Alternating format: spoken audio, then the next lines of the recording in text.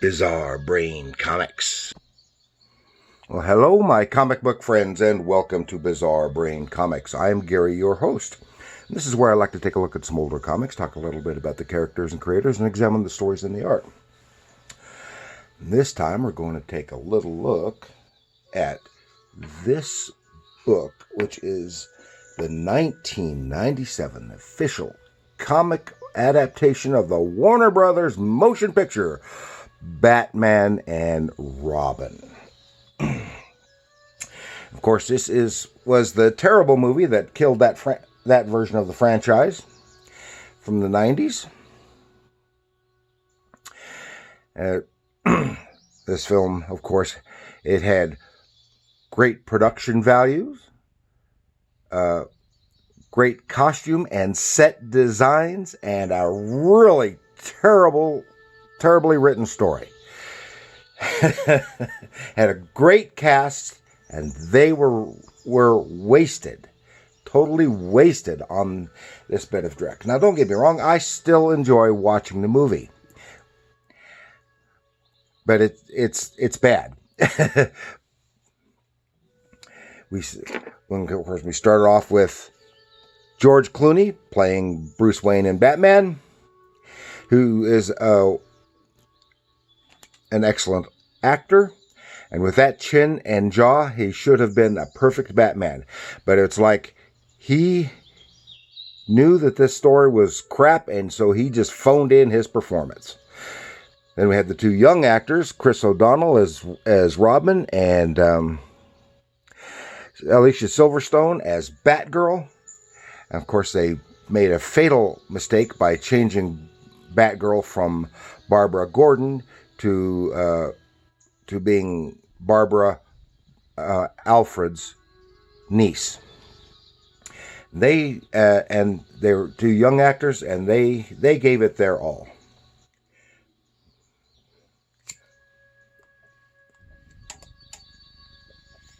Then Arnold Schwarzenegger as Mr. Freeze.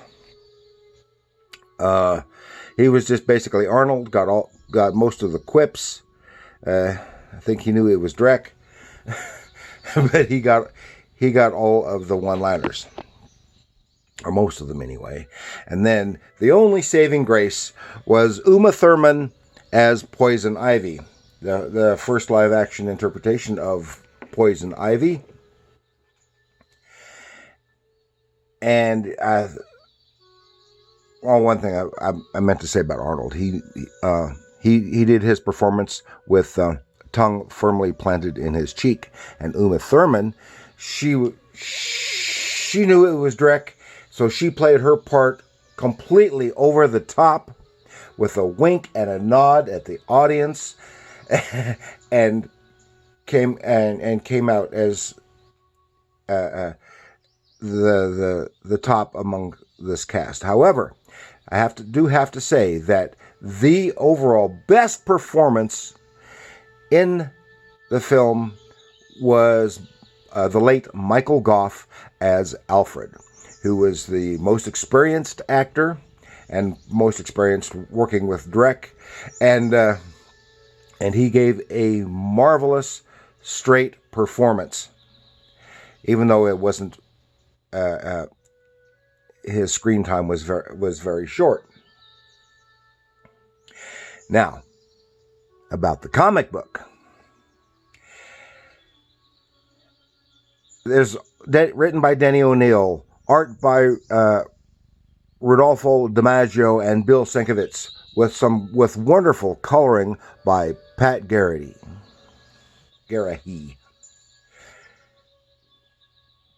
Unfortunately, with the crappy story that is given, Denny O'Neil adapting it, there's very little he can do, if anything, to improve it. He did, for space, did leave out the motorcycle race scene, and things had to be compressed and stuff. So I do have to say the comic book is better as a product than the movie was. and that is largely due to the magnificent artwork in it. So let's take just a little look inside, shall we? And here is another view of that cover. And before we get into that, I did want to mention, drop a couple of other YouTube channels that I enjoy watching, which is like Bob's Comics on Robert Harrison channel. That's Robert Harrison with 2 R's. And Horror Comics We Love. 2 of those.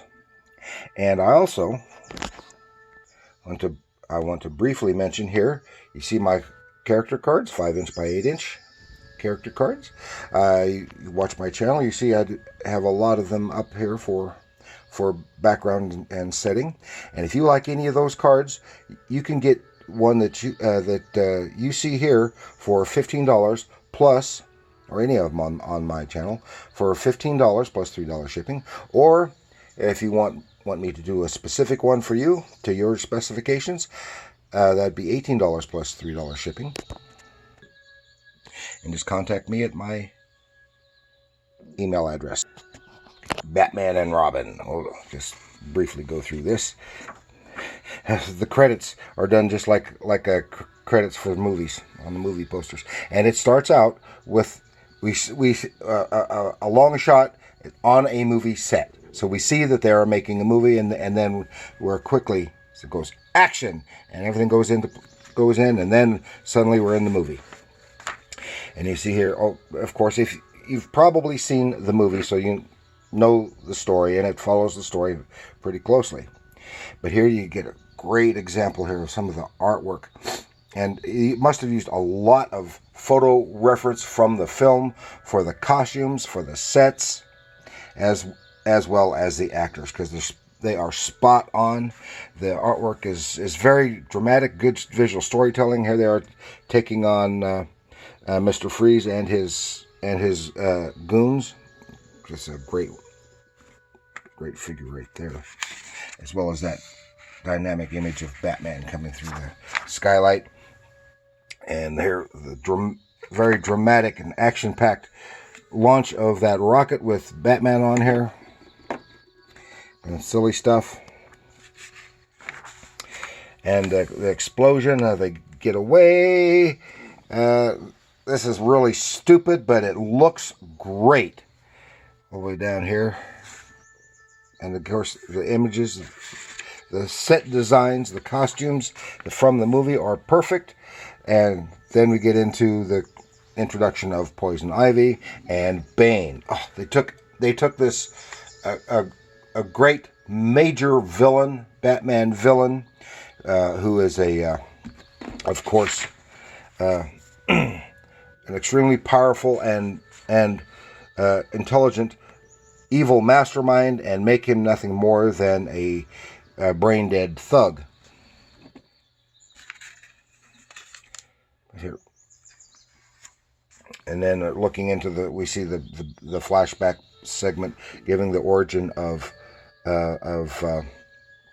Mr. Freeze, and of course they altered the backstory for Mr. Freeze, getting the stuff about his wife having the disease and him freezing her to preserve her, and in the process him having accident. All that stuff is different from the comic, and then of course they carried that concept was good. They carried that over into the comics and in the Batman the Animated Series, and in fact about the same time they had that animated series or animated Mr. Freeze movie. I've forgotten the title of it, which was vastly superior to this film. And here we get Poison Ivy. She just suddenly has these plant powers, and she just suddenly knows all about how to do it, and she's very slinky. And then we introduce Barbara, and then here we are at again some of the great set designs, used right here in the story. Even the actors' resemblances of these secondary actors are spot on.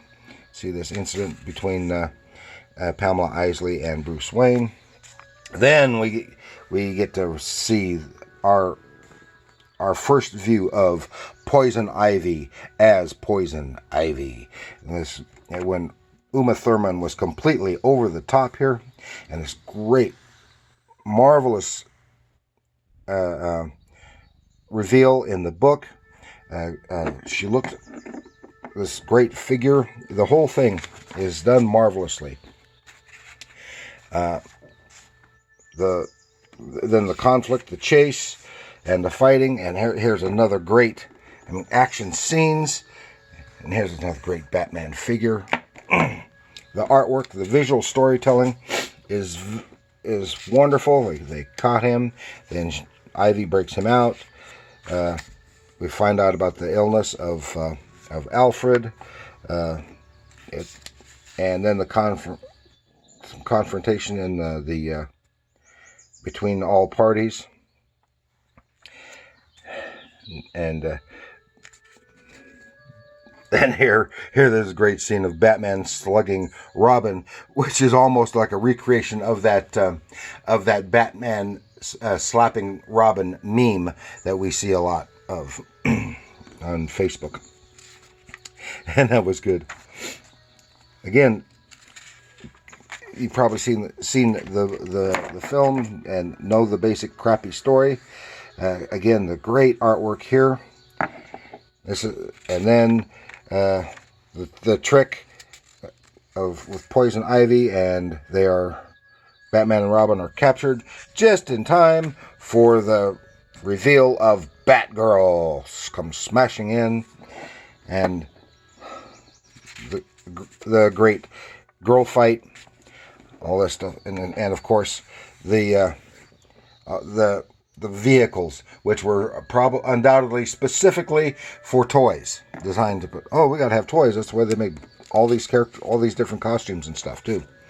Toys, trying to freeze the city,